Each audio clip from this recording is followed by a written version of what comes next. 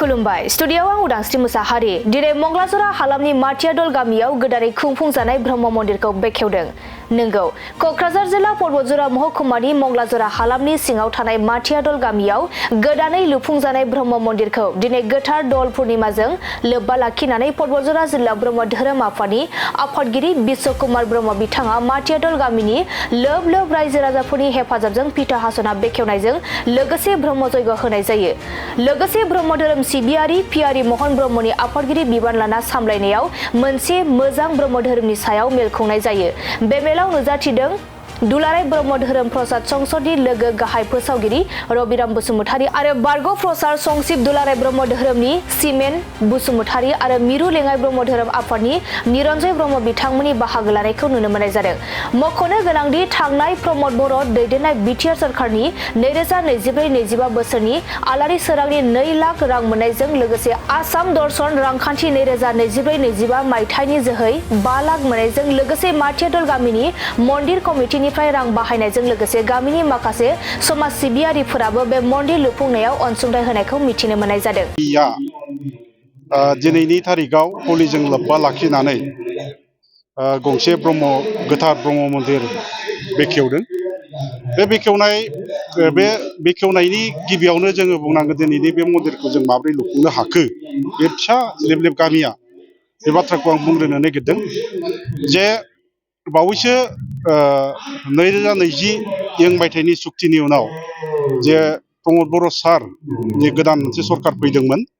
बे सरकारनि गेजेरजों मोनसे बिथांखि दङमोन जाय बिथांखिया आलारि सोरां बिथांखि। बे आलारि सोरां बिथांखिनि गेजेरजों 2 लाख नैबे मन्दिरनि मुङाव हरनाय जादोंमोन आरो बिनि उनाव बेखौ मोनखांनायनि उनाव जोङो 2 लाखजों मन्दिर गायसननो हाया, जों रायजो राजानि माखासे अनसुंथाइजोंनो गायसनगोन।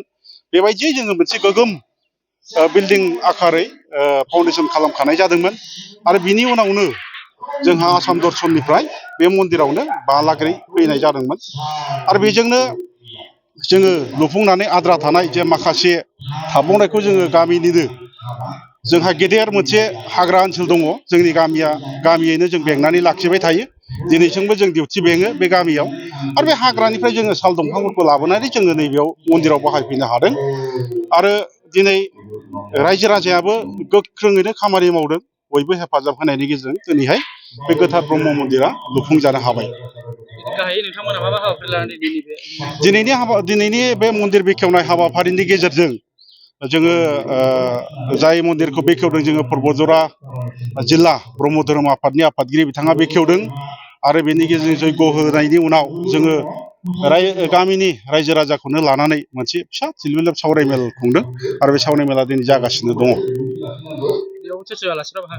बेयाव जोंहा गोबाङैनो आलासि दङ।